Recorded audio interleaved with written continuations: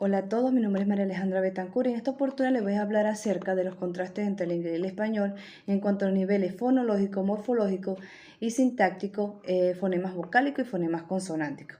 Ok, para iniciar este tema vamos a hablar un poco acerca de nuestra materia en sí, que es la lingüística. Y la lingüística es el estudio científico del lenguaje y su estructura, lo cual la lingüística, una de las variantes que incluye o de las áreas que incluye es la fonología. ¿De qué se encarga la fonología? De la descripción y una de las descripciones más importantes en el análisis de una lengua, ya que ésta se centra en el estudio de los sonidos de la lengua llamado fonema. ¿Y qué son los fonemas? Es una unidad mínima de sonido en una lengua que puede cambiar el significado de una palabra. ¿Ok? Y cómo estos sonidos se organizan en función del habla. De esto se encarga la fonología. ¿Ok? Podemos encontrar algunos inventarios de fonema. ¿Cuáles serían los inventarios de fonémica? Aquí vamos a iniciar el contraste entre los dos, entre el inglés y el español. En inglés tenemos 5 vocales, el cual son A, E, O, U, mientras que en español tenemos 12 sonidos vocálicos, en lo cual este desbalance lleva a que el hablante del español agrupe fonemas ingleses similares bajo un solo fonema en el español, lo cual en sí trae problemas al momento de la pronunciación. Debido a esto, podemos encontrar aquí un ejemplo. Encontramos la I con 2 puntitos. Cuando veamos esa I con 2 puntitos, nos dice que la pronunciación tiene que es una I larga, a diferencia de la otra I, que es una I más corta. Dice, en el inglés se agrupan bajo la I. En el español, dificultando la distinción entre palabras como chip, chip y chip, ¿ok? Porque se tiende a confundir, si no se conoce, se tiende a confundir la pronunciación. Luego nos encontramos las reglas alofónicas. Primero vamos a definir qué es la alofónica. La alofónica son variaciones del fonema que no cambia en el significado, aunque su pronunciación sea diferente. ¿Ok? ¿Qué pasa aquí con estas reglas? En el inglés y en español. Esta define cómo se pronuncian los fonemas en contextos específicos. ¿Ok? La cual esta regla varía significativamente tanto en el inglés como el español. Cada una de tanto el inglés como el español tiene sus propias reglas alofónicas. La regla de combinación de fonemas, esta regla la vamos a tocar más adelante, pero en este caso vamos a hablar acerca de esta. Tanto en el inglés como en el español tienen reglas de combinación específicas, no son iguales. En el inglés tiende a haber más combinación en la composición de fonemas, a diferencia que en el español. Ok. Pasamos a la siguiente. En la siguiente vamos a hablar acerca de los fonemas consonánticos que existen en el español pero no existen en el inglés. Ok, esto sería, encontramos este símbolo que es la ñ de niño. Es nasal palantal. El nasal palantal se produce al hacer pasar aire por la cavidad nasal mientras se articula en el paladar. ¿Ok? Este es el nasal palantar. Es un sonido más producido por la cavidad de la nariz. ¿Ok? Luego sigue la X fricativa velar sorda. En fricativa velar sorda se caracteriza por la fricción producida cuando el aire pasa posterior de la boca por el velo del paladar. ¿Ok? Esta es en la parte superior de la boca. Luego viene la R de perro, es lateral vibrante múltiple. Esta lateral vibrante múltiple se caracteriza por múltiples contactos rápidos de articulación. ¿Ok? Aquí en este tipo de sonido, aquí las cuerdas vocálicas vibran en el punto de articulación. Pero son diferentes sonidos múltiples porque hay mucha vibración. Fonemas en inglés que no existen en el español. Los fonemas en inglés que no existen en el español encontramos este primer sonido, este primer símbolo, como en chi, que es fricativa palantoalveolar.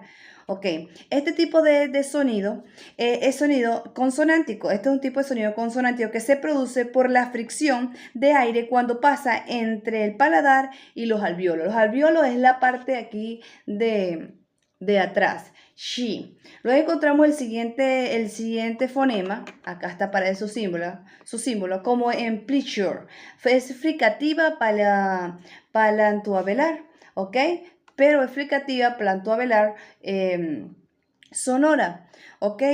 Hay mayor fricción, hay mayor fricción entre el paladar y los alvéolos con una vibración. Aquí hay una mayor vibración de las cuerdas vocálicas.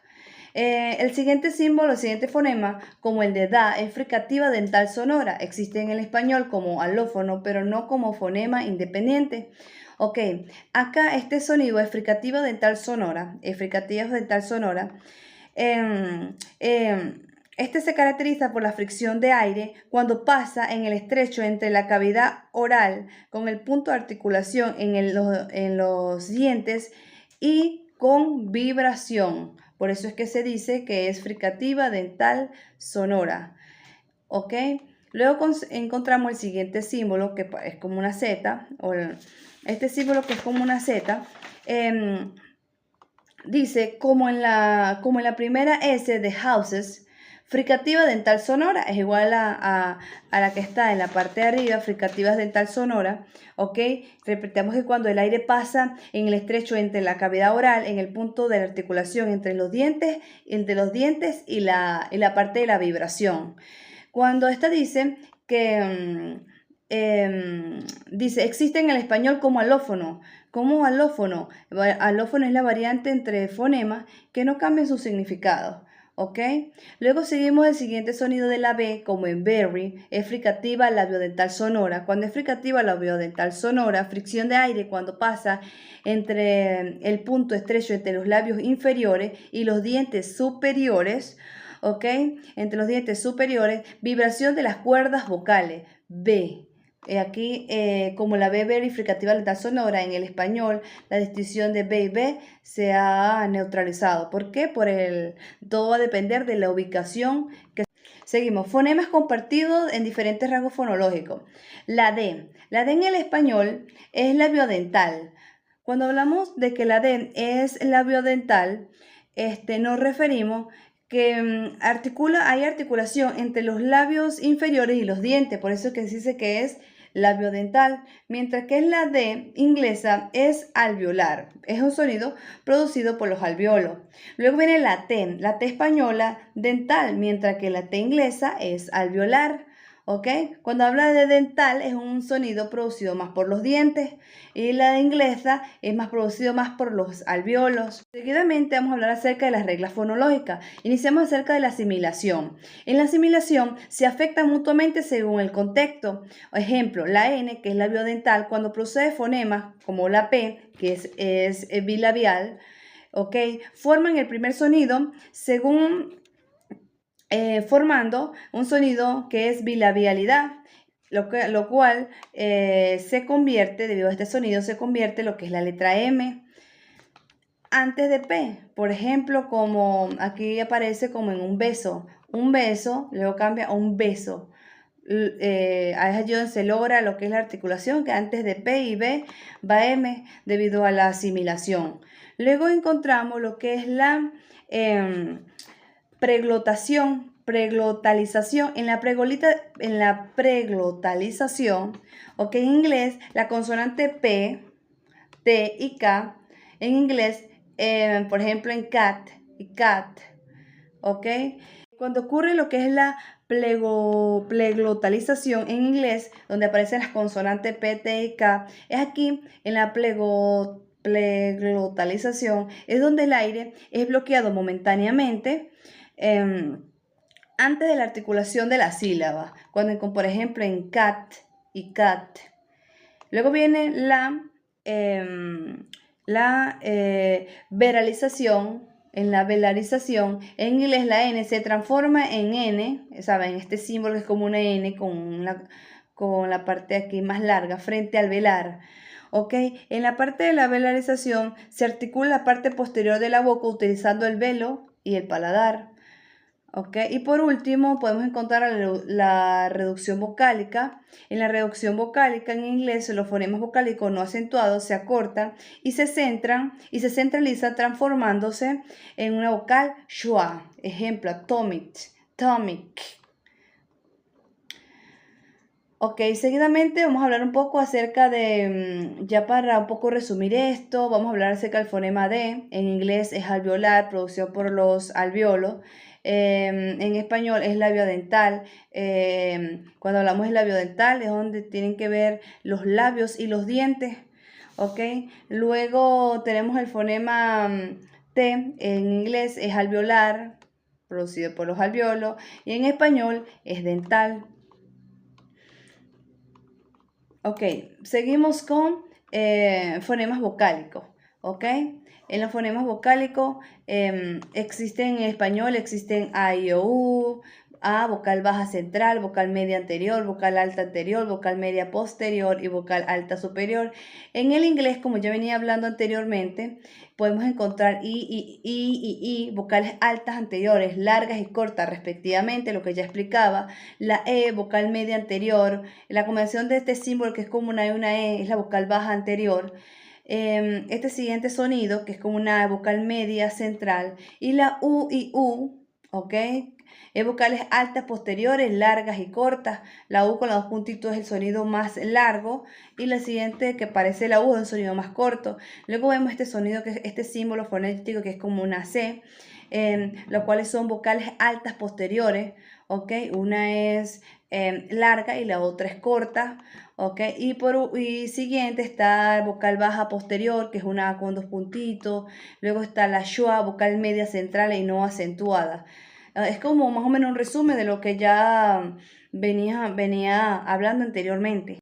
Están los fonemas consonánticos. En los fonemas consonánticos, ok, podemos observar en español está la P y la B, la cual es oclusiva bilabial. En la oclusiva bilabial hay un bloqueo completamente del flujo del aire en la boca. Al juntar los labios superiores se libera el aire repentinamente. Está la oclusiva dental. En la oclusiva dental hay bloqueo completamente del aire. La lengua se encuentra en contacto con los dientes superiores. Y hay también una liberación repentina del aire. Luego está la oclusiva velar. En la oclusiva velar se produce cuando el dorso de la lengua hace contacto con el velo del paladar. También está la fricativa labiodental. En la fricativa labiodental los labios inferiores se acercan a los dientes superiores. En la fricativa alveolar, la lengua se acerca a los dientes superiores. También podemos encontrar la X fricativa velar, la M nasal bilabial, nasal alveolar, nasal parantal, que estos son temas que ya lo expliqué anteriormente. Podemos encontrar en el inglés, podemos encontrar oclusividad bilabial. En la oclusividad bilabial en el inglés está la P y la B igual, pero aquí hay bloqueo completamente del flujo del aire. Hay un bloqueo completo del flujo del aire, pero hay un contacto, aquí en este caso, hay un contacto igual con los labios, con los labios, hay un bloqueo y el aire se va liberando repentinamente. Está en la oclusiva alveolar. En la oclusiva alveolar hay un bloqueo completamente del aire, y el dorso de la, hay un bloqueo completamente del aire, ¿ok? En la cavidad oral, de la lengua contra el alveolo. Luego seguimos oclusiva velar, oclusiva velares. En la oclusiva velares, el dorso de la lengua se centra en el velo del paladar. Podemos encontrar la F, que es fricativa labiodental, ok, labios y dientes.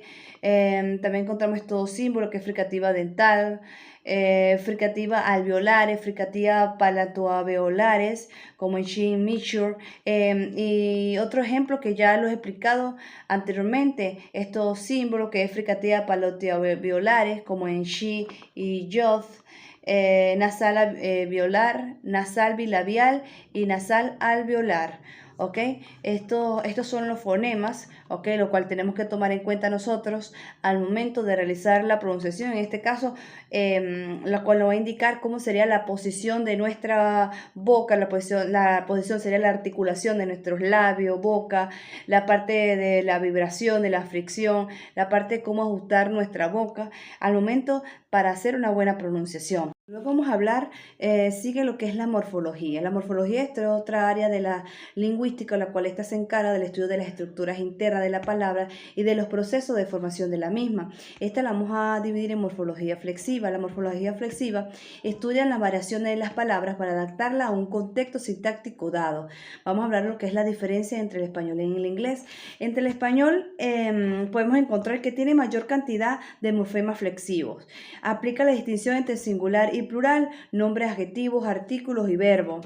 Los verbos pueden tener entre 45 y 47 formas debido a distinción de número en primera, segunda y terceras personas.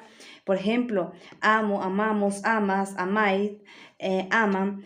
Cuatro tiempos verbales, ¿ok? Presente, pasado imperfecto, pasado indefinido y futuro. Dos modos verbales, lo que es indicativo y subjuntivo. Pero en el inglés podemos encontrar que tienes menos morfema flexivo, flexión sobre los nombres cat y cats, ¿ok? Pero no los adjetivos ni los artículos. Aquí es que tiene distinción entre género y número. Los verbos suelen tener de 4 a 5 formas. Por ejemplo, está work, words, working, worked. Seguidamente, distinción entre tiempos y limitaciones en presente, pasado, formado en el futuro de manera analítica con el auxiliar will, ¿ok? Y el subjuntivo se indica para la forma básica de verbos sin morfemas específicos. Aquí podemos ver la diferencia que existe entre los dos. Luego podemos encontrar los morfemas derivativos. En los morfemas derivativos podemos crear una gran cantidad de palabras a partir de otra. Por ejemplo, en diminutivo sería silla, podemos encontrar silla, sillita, ¿ok? En aumentativo sería silla, sillón. Es decir, que a raíz de una palabra podemos crear otra palabra. Entonces, por eso que son los morfemas derivativos. Entre la distinción en el español y en inglés varía en cuanto a la composición. Esto es lo que le hablé anteriormente. Por ejemplo, menos procedimientos en composición ahí en español. A diferencia en el inglés, podemos tener nombre más nombre, madre selva, verbo más nombre, cortapluma, nombre más adjetivo, boquiabierto, nombre más adverbio, cuesta abajo, entre otros. Es decir, pero hay menos composición que en el inglés. También en inglés podemos crear composición entre adjetivo más nombre, red hot, adjetivo más nombre con terminaciones de red fate. Nombre más adjetivo, that free. Verbo ing más nombre, washing machine. Nombre más nombre, car crash. Car crash. Verbo más partícula, make out. ¿Ok? Entre otras composiciones más que existen. Ahora bien, vamos a hablar del que es el sistema sintáctico. El sistema sintáctico, ¿ok? Es otra área lo de la lingüística, a lo cual este se refiere al estudio de cómo se estructuran las oraciones en una lengua y cómo se organizan diferentes elementos entre una oración. Vamos a iniciar hablando acerca de las categorías gramaticales. En las categorías gramaticales hay mayor números, en inglés hay mayor número de nombres incontables, a diferencia del español hay mayor número de nombres contables. Aquí ya podemos observar los dos ejemplos entre tiza y tiza, shalk y tiza en español. Acá en los adjetivos, en el inglés el adjetivo procede del nombre, por ejemplo, red car, en el español el adjetivo sigue el nombre. Por ejemplo, un coche rojo. Además, algunos adjetivos cambian el significado de la composición de una oración. Por ejemplo, pobre hombre versus hombre pobre. Es decir, que en español aquí en cuanto a la composición cambia más lo que es el uso de los adjetivos.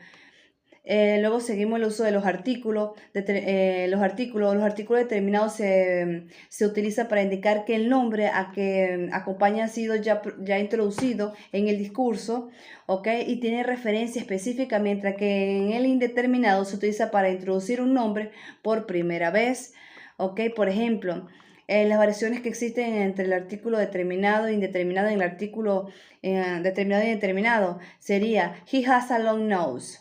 Ella tiene ella tiene una larga nariz o una nariz larga.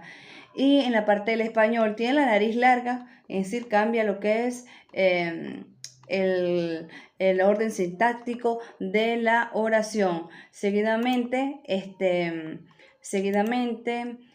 Seguimos con la diferencia entre orden de palabras y constituyentes, lo cual todo tiene que ver acerca del orden sintáctico. Por eso es gran importancia conocer lo que es la parte sintáctica, porque nos permite cómo organizar la oración. Aquí podemos ver presencia o ausencia de sujeto. En inglés es necesario incluir la forma pronominal del sujeto. They are already here. En español, el sujeto puede omitirse debido a la información contenida en la desinencia verbal. Un ejemplo sería, ya estás aquí. O sea, no es necesario tomar en cuenta el sujeto a diferencia del inglés. Acá en el orden sujeto más verbo. En el inglés, en el orden sujeto más verbo es inmutable. Es inmutable, es decir, que no va a cambiar. En cambio, en el español, el sujeto puede colocarse en distintos lugares de oración. A diferencia en el inglés, no podemos jugar con el orden entre sujeto y el verbo. Es decir, por ejemplo, en el español, ya vienen las vacaciones, o las vacaciones vienen ya. Es decir, puede cambiar el orden en la composición sintáctica. Luego viene la separación de verbo más objeto. En el inglés no permite fácilmente la separación del verbo y el objeto. Por ejemplo, you'll see a supermarket at your left. En el español es posible separar el verbo del objeto. Verás a tu izquierda un supermercado. Entonces aquí es diferente lo que es la parte de composición, por eso se las quise colocar aquí para que entendieran, se viera la diferencia entre los dos. Lo cual esta diferencia sintáctica entre el inglés y el español son fundamentales para entender las estructuras gramaticales y cómo se constituyen las oraciones en ambos idiomas. Cabe resaltar que estos temas son de gran importancia para nosotros, ¿ok? Porque podemos conocer, nos ayuda a la composición de las palabras en cuanto a la escritura, ¿ok? A cómo hablar en cuanto a la speaking, en cuanto a la pronunciación, cómo entender una palabra o cómo entender si nos dicen una oración, ¿ok? En cuanto a nuestro listening, y cómo hacer una buena redacción en cuanto al reading. ¿Ok? Por ello la gran importancia de conocer lo que es la parte fonológica que se encarga del sonido, la parte de la parte de los morfemas que es la parte ya de la composición, y lo que es la parte la parte sintáctica, que es como que el orden que tienen las oraciones al momento de construirlas. Es por ello que la importancia de conocer todos estos temas. Muchas gracias por su atención.